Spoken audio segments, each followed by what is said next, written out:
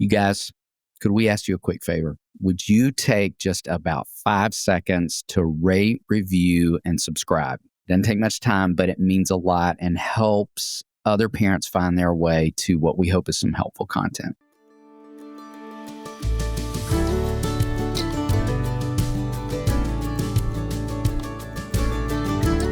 Hey friends, welcome to the Raising Boys and Girls podcast. I'm Sissy Goff. And I'm David Thomas, and we're so glad you've joined us for this conversation.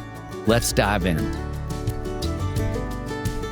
It is time to talk about Enneagram Threes. We love the threes in our world. Oh my goodness. So the name given to the three is the achiever. Yes. And full disclosure, threes are one of two numbers I most want to be in the world. I even tried in the beginning, I think I told this story earlier, to convince my dear friend who was helping me figure out my number many decades ago that maybe I might be a 3. To which he said, "You're not that charming." And he was exactly right. But can you imagine if I was, how many things I would have accomplished in this world, or how many people would find me likable?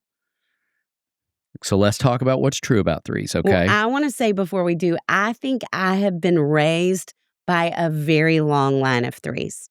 And if there was a quintessential 3 book, so my grandparents, when they were younger, taught a course on How to Win Friends and Influence People by Dale Carnegie. Some of you might be familiar with it.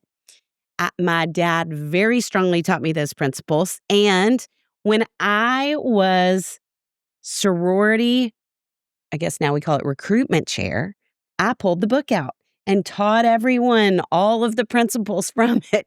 Because if there's ever been a job for a 3, it is sorority recruitment chair. Don't live that way quite anymore. Couldn't pull that off today, but I did back then. And I think it is all of the charming, winning, warm 3s in my life who taught me how to function socially in those ways, to learn people's names, to use that name frequently, to ask questions. So many of the gifts that are just abundant in the 3s that we know. Now, That's the truth. there's some struggles too that we're going to talk about. But let's start out talking about more of those strengths. 3s are high achieving, high performing, goal oriented, results driven, hardworking, image conscious, and often successful. 3s, you think fast, you move fast, and you accomplish so much in the world. That's the truth. 3s are adaptable and flexible. They can quickly adjust to new situations, challenges, and environments, thriving in a fast-paced setting. Nobody can out-pivot a 3. That is true. That's what I was going to say. If you're wondering if you might be a 3 or might be a 1, that could be the cue. If you're flexible, you're not a 1. You might be a 3. We're working on that. We're still trying to grow that muscle. 3s are motivating and encouraging. They have a talent for inspiring and encouraging their peers, helping to move teams toward shared objectives. They are skilled communicators. They are excellent at presenting ideas, building relationships, and persuading others to take actions, which is why I think they're so often leaders. Yes. 3s are great problem solvers too. They approach problems with practicality and efficiency, quickly identifying and implementing effective solutions. And we just need to go ahead and say, we have a 3 who is the head of our management company named Kelly. She's a force to be reckoned with. Yes, every one of these things. And we both have said, I think often as ones, any room that we're in, we feel like there's this unspoken sense that we need to step in and lead. And it is a gift to be with someone who just so naturally and effortlessly and warmly steps into that space. So I sometimes refer to her as the 8th wonder of the world. She's phenomenal. Yes. And this is true of her. 3s are highly industrious. They demonstrate a strong work ethic and are willing to put in the hard work necessary to achieve their objectives. And 3s are strategic thinkers. They are able to see the big picture and develop effective plans to reach their goals. All right, 3s, can we talk about some harder things? Your job is to understand that you are not your work. You are you, and your work is your work, and we live in a culture that tends to confuse the two. In fact, in our world, people are always even asking in conversation like, what do you do? Sometimes before even your name. So you're motivated intuitively by a strong desire to be successful. 3s want to be winners and leaders and enjoy recognition for both. One motivation is to avoid failure, which we could unpack that for a long period of time. When that's happening, you can sometimes blame other people for things that aren't really their fault. 3s, you are motivated to get to the top and to stay at the top. You want to be admired and impress others. When you achieve all of these things, and I want to say too, I think it's got to be really hard to be 3s in the world because just like we said about Kelly, we're all grateful for you. We are all grateful for the difference. So I think the difference that you make. And so I think we can inadvertently reinforce this truth for you where you can come to believe that you're loved for what you do and not who you are. But what we want you to remember is that you are loved for who you are and not what you do. Yeah. 3s feel belonging when they're performing, and it can turn into a desire to be the center of attention when it's at its worst, when you're at a low point in that number. 3s can also judge themselves harshly. Their threshold for failure is really low, not just for others, but for themselves. And at their worst, they can resort to threats and intimidation to regain control. Others don't judge you as harshly as you judge yourself, which is, I think, something 1s and 3s have in common. Mm-hmm. And 3s, you are vulnerable like everyone, but you struggle when that vulnerability is exposed. Your real feelings are so valuable, and sharing them enhances your relationships. And people love you for who you are and not what you can accomplish. And sometimes it's easier for people to know you and love you when they see more of who you are rather than just all the things that you're accomplishing. Yes. You can struggle, however, with feelings. You don't see feelings as efficient, which we don't either sometimes. And efficiency matters greatly to you. You set feelings aside and assume you will attend to them later. And then often don't ever get back around to them. So let's talk about some unique strengths in 3 parents. And you all are going to see incredible amounts of evidence of this in our rich conversation when we sit down with 2 amazing 3s coming up. So 3 parents are decisive, you think fast, and you problem solve really well. I think that's a superpower. You also set and hold boundaries. And we talk a lot about how our objective as parents is to set boundaries and to hold boundaries because kids' objective is to push against those boundaries. You also create efficient systems. You offer incredible structure and routine that makes kids feel so safe. And now a quick break to hear from one of our awesome sponsors so that we can bring you all this great content. David, I can't even begin to imagine all the money I've spent on skincare and products over the years, only to realize I'd completely overlooked the most basic step, the water I shower in. That's one I hadn't thought of either. We filter our drinking water. Why shouldn't we filter the water we put all over our skin and hair every single day? Exactly. And when I switched to the Jolie filtered shower head, I noticed the difference right away. My hair feels softer, my skin isn't as dry. Even my nephews comment that my hair looks extra shiny. That is high praise. What I love is that it's the only clinically trialed shower head out there, proven to reduce hair shedding, frizz, even help with color retention. Plus, it looks amazing, sleek, modern, and still great water pressure. It's the first time I've ever been excited about a shower head. Friends, Jolie is the kind of upgrade you didn't know you needed, but once you do, you'll never go back. It's beauty that starts with water. Jolie will give you your best skin and hair guaranteed. Head to jolieskinco.com/RBG to try it out for yourself with free shipping. And if you don't like it, you can return your Jolie for a full refund within 60 days, no questions asked. David, Connie told me your morning routine looks like something out of a science lab. There are jars, powders, a blender, a whisk. Well, I was trying to upgrade my coffee game. I read about nootropics, collagen, mushrooms. Before I knew it, I had a countertop chemistry set. You mean chaos? Exactly. And I still couldn't figure out how to make it taste good or not feel jittery by 10 a.m. Which is why I told you about Everyday Dose. coffee plus benefits. It's coffee that's already got the good stuff in it. Lion's mane, chaga, collagen, and nootropics. Right. It still tastes like coffee, but now my focus and mood are actually better. No crash, no jitters, just clean, sustained energy. And you don't have to run a lab experiment to make it. Or apologize to my kitchen counter. Everyday Dose has become part of our routine, and honestly, our brains and guts have never been happier. Get 45% off your first subscription of 30 servings of Coffee Plus.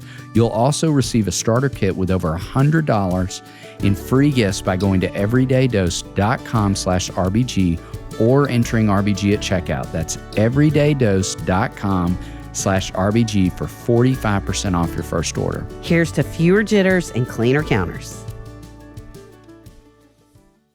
And now back to the show. Okay, struggles in parents. Now, want you to hear this with so much grace, threes.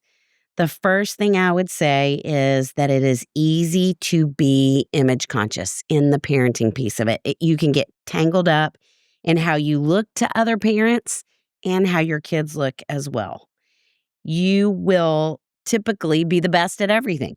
Baby sign language, music classes, sports, academics, all the things. And it's easy to want your kids to be too. And then they just get folded into that image. Now, I want to pause here for a second and say, moms, in this day and time, I think we need to be especially careful in the influencer realm. Yes. And we don't know yet. It's new enough that we don't know the impact that being on will have for kids. And I certainly, my nephews are on my social media, and my intention is that as they get older, and I'm already trying to do it with Henry, I will ask their consent to be on at any point. And I will be aware of not only the self-consciousness, but the identity that can be created around screens and image. I'm praying that I will be aware of that. Y'all can help remind me as we move forward. But I think it is so important for all of us to be really aware of that right now, that when kids are so self-conscious, as they all are, moving up to and through adolescence, and we're putting them, or we're in front of a phone, moving our bodies, talking about all the different things, that we're just especially conscious of how we talk about even doing that. Please do not hear me say that is wrong to do. But I think that we help them understand that this is our job, and that we can fall into the same trappings that it's easy for kids to do too. And we don't want to think about, and that we're intentionally putting the phone away, that we're intentionally, even if you're in front of a camera all the time, that you're making sure you wear yucky clothes sometimes and don't have on makeup, so they know that's not our whole life, because I do feel concerned about the long-reaching impact of this on kids. Number 2, performance. And I want you as threes to be conscious of this, that I have certainly had girls, and I would imagine you have boys whose parents are threes. I've actually had kids whose parents are twos say the same thing about relationships, who will say, my mom is so amazing, I will never live up to who she is. And we talked about the importance with kids who are perfectionists of failing and talking about failure in front of them. For their sake, threes, you need to talk about your own failure, and you need to purposefully make a 65% on something that you're doing, so they don't think my parent and who they are in this world is an unachievable goal, and so why would I ever try? Or I'm going to feel bad about myself because I can't do all the things that they can do. Excellence is important. Trying hard is important, but we don't want it to become about performance-based living, anything like that with kids. And so I want you to consciously lower the bar some and think about what it looks like to do that. Number 3, priority. Kids of threes can sometimes feel like another item on the to-do list. And it can feel for you, especially with youngers. Well, with youngers, it can feel like play is an efficiency. And so it can get moved to the bottom of the list. I think with adolescents, listening to some band that you have never cared to listen to in your whole life can feel like it's inefficient as well. And so making sure that you're playing with them, that you're engaging with them in the things that you love, that you're setting aside time that they don't feel like a to-do list item. That's great. And connecting and engaging with them, that it's not about accomplishment in those moments, but just enjoying and connecting with them. Okay, I'm going to jump right in and talk about growth because as we're thinking about the struggles, we want to think about movement. So, threes, I want you to put your phone down and set work aside, just like we're talking about engagement and connection. Every child of a 3, in 30 plus years of counseling, every child of a 3 I've ever seen talks about how much their parent works. And out of that, what we want you to know is that kids value your presence so much. Even adolescents want you to be around. And so think about what it looks like to remember that and make sure you're engaging like we were just talking about. And I think another place, we have an episode coming up that you all are going to love. We just talked about Kelly. She's on the podcast with our dear friend, Brandon. They have so much wisdom. And one of the things I loved most was the adventurousness and risk that they brought in a really healthy, productive way to their families. And that can be part of that sense of play. And I think it can really be connected to a childlike sense of wonder, where we let go of the image, we let go of the performance, and it's just gratitude and grace. And so what does it look like? I want you to think about what does it look like to press more into that part of who you are because your kids really need it. And I want to add to that you gave this incredible challenge for moms with social media who are 3s a little bit earlier. I want to give a challenge to dads to listen to what Brandon has to say about being a father who is passionate about their kids' athletic experiences. So I'm going to give you a little teaser right now to say he's got some great wisdom in that space that I think is of particular importance for 3 dads. And now a quick break to hear from one of our sponsors who helps us make this podcast possible. You know what I realized recently, Sissy? We filter our water, we filter our air, but we forget the filter inside us, the liver. That is so true. It's literally our body's filter, breaking down everything we eat and drink into nutrients. But it doesn't always get the attention it deserves. Exactly. And that's where dose comes in. One little shot a day supports your liver's function, helps with digestion, and even keeps things like energy and bloating in check. I was amazed at how easy it was. Just one shot in the morning, and I know I'm taking care of one of the hardest working organs in my body. And it's not just a gimmick. Dose has clinical trials behind it showing real results. Plus, I love that it's made clean. Vegan, gluten-free, sugar-free, and dairy-free. It checks all the boxes. Your liver's doing 500 jobs for you every single day. Maybe it's time to give it a little support back. Save 30% on your first month of subscription by going to dosedaily.co/RBG or entering RBG at checkout. That's dosedaily.co/RBG for 30% off your first month subscription.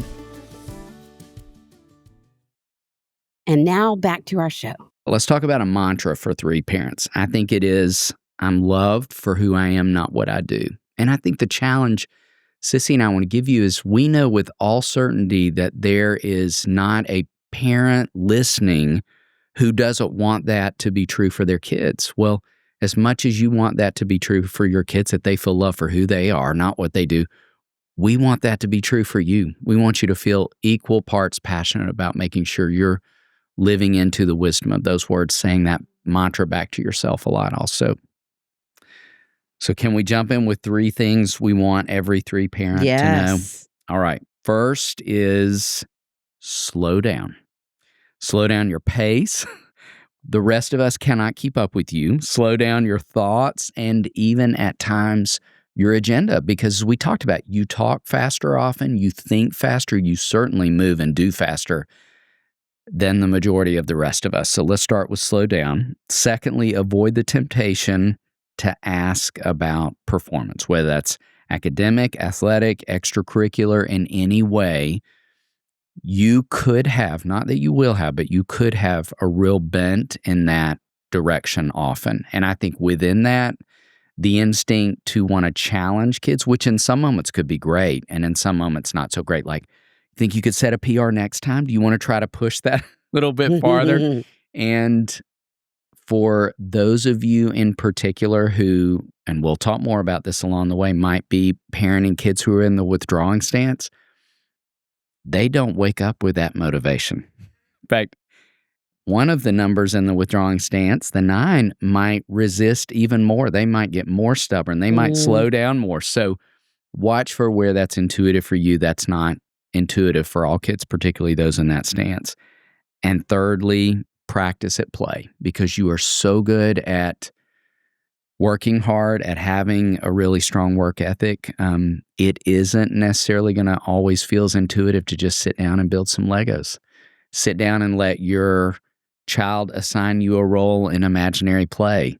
Sit down and just have a conversation about the day that doesn't involve an agenda of some kind. As we're talking about all this in these episodes, sometimes it feels important to differentiate between, if you have a hunch, you might be raising a female of that number or a male. And so we want to talk a little bit about, I'm going to talk about if you're raising a female 3, and then will you talk about males in just a second?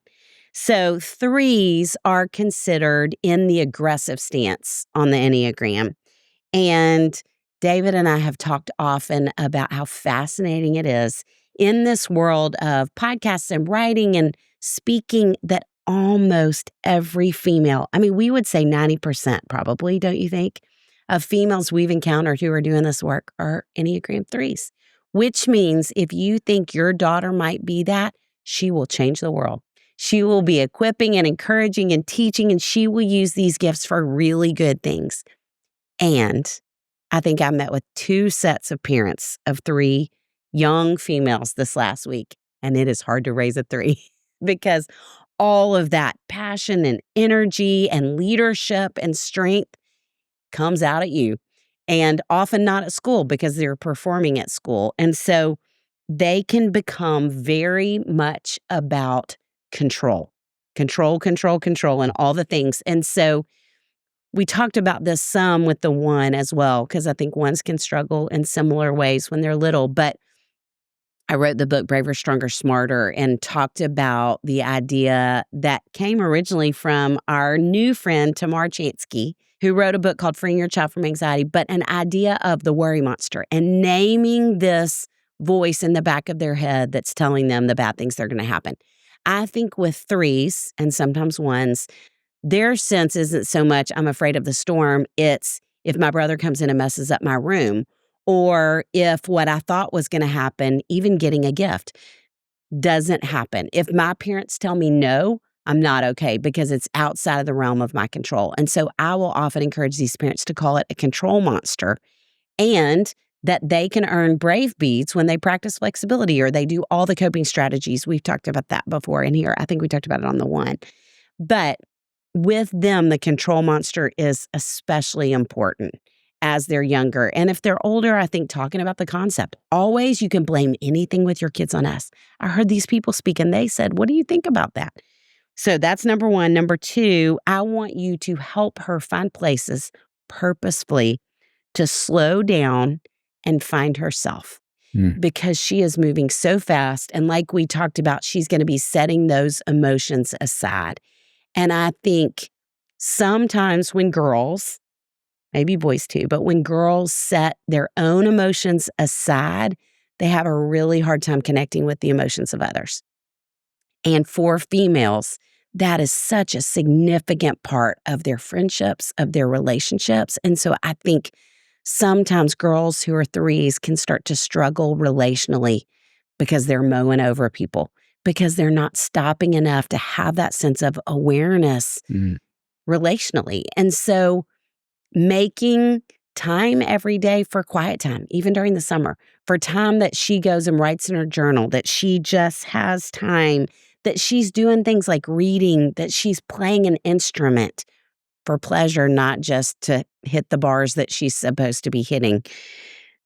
Having time for herself away from performance. And in that, I want you to make sure that you're encouraging outside of image, that you're encouraging her for who she is that has nothing to do with performance.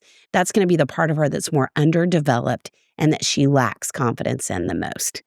And then lastly, I want you to think about holding off on technology as long as you can, particularly social media, because I think girls who are threes, because they're so image driven, that can easily become a place where they feel like they're known. And we know it's not really where we're known. And so holding off as long as you can on that, I think can help strengthen her friendship skills outside of social media. It can, we talk so much about how social media creates audience rather than community. And threes are going to be drawn to audience anyway. And so she needs to have to work harder, spend more time developing community. And as her parent, you are the one who can facilitate that best. Oh, it's so good. Thank you. All right, a couple of things to consider if raising a male three. And the first I would say is that in my experience, they are highly convincing.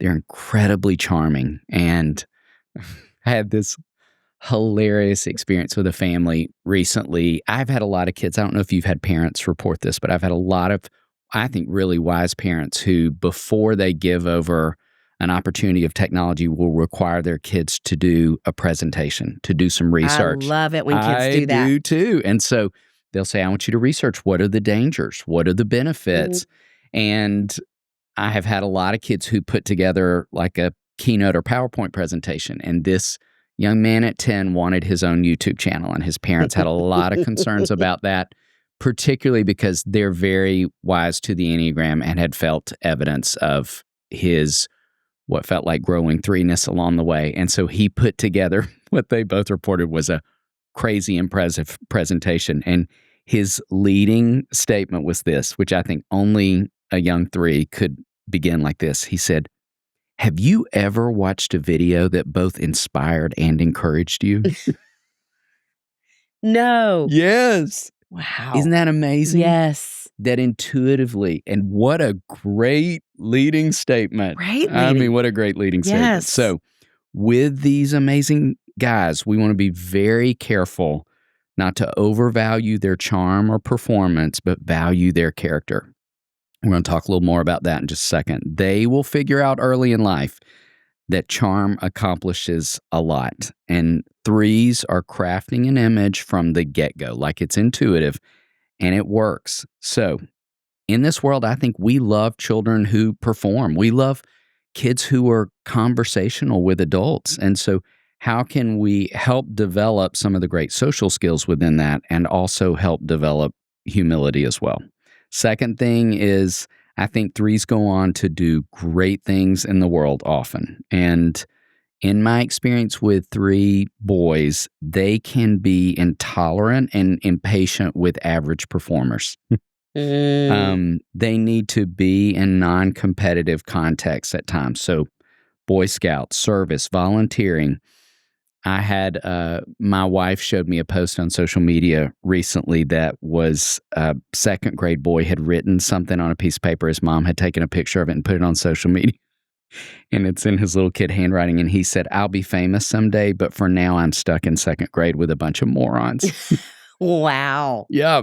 Wow. And that speaks of that impatience and that intolerance that I've seen a lot. I think those boys in an athletic context can be really hard on their teammates. And I hear them talk in my office. I have a lot over the years about low performers or average performers. And so he's drawing a lot of attention to the fact that he's often a high performer and he's very aware of who's not. So we want to pay a lot of attention to helping him grow in those spaces. And last thing I would say, and Sissy spoke beautifully to this a few minutes ago in talking about girls and social media, but I want to first say this. I think three boys can be, as I used this phrase earlier, a force to be reckoned with, which is a part of what makes them great leaders in a lot of spaces. And you heard me say it's our job always as parents to set and hold boundaries. It's kids' job to push against those. And I would argue three boys don't just push against those in the traditional ways, but I think they push against those with a lot of charm and manipulation.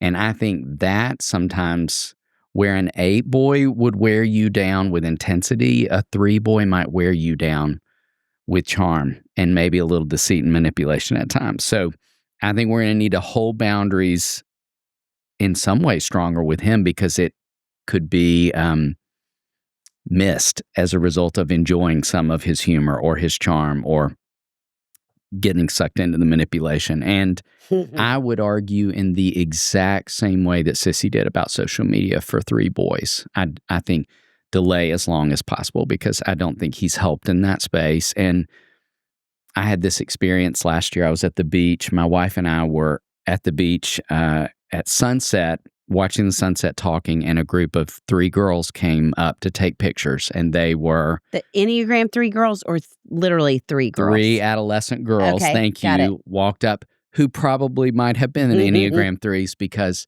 this photo shoot they were there at the beach for took close to an hour. And, you know, I was aware in seeing them how much makeup they had put on, how much time they'd probably spent doing their hair, how much they thought about their clothes, but posing for an hour, you know, at sunset. And I remember feeling really sad and heavy-hearted for these girls at how hard they were working. They would immediately look at the picture. They take a picture, look at the picture, critique the picture, delete the picture. You know, there's just this process of it wasn't perfect enough. It wasn't all these things. And I just was thinking, okay, if that's happening just with taking photos, can you imagine all that's happening with posting photos? And so I think, please hear what we're saying in that space if we just want to be so intentional in our delay for these kids in particular because they're already thinking in these directions. So you all, in addition to these thoughts, we so want to encourage you to listen to our rich conversation with Kelly Haywood and Brandon Verner that's coming up. Like, we both were just stopped in our tracks multiple times, weren't we? By so much wisdom. So insightful. The 2 of them shared that I think for parents who are 3s, even we invite them to think back on their journey of growing up, of when their 3-ness might have been showing up. So if you think you're parenting a 3, I think it will feel so helpful in all the places. David, what a team we have that we get to call friends who help make this podcast possible. Chris Starrett, our engineer. Our management team at KCH. And we are thrilled to be a part of the Thatsoundsfun network. Our music was created by the insanely talented Dave Haywood of Lady A. And if this podcast felt helpful to you, please consider subscribing, liking, sharing, all the things. We are grateful for you and cheering you on always.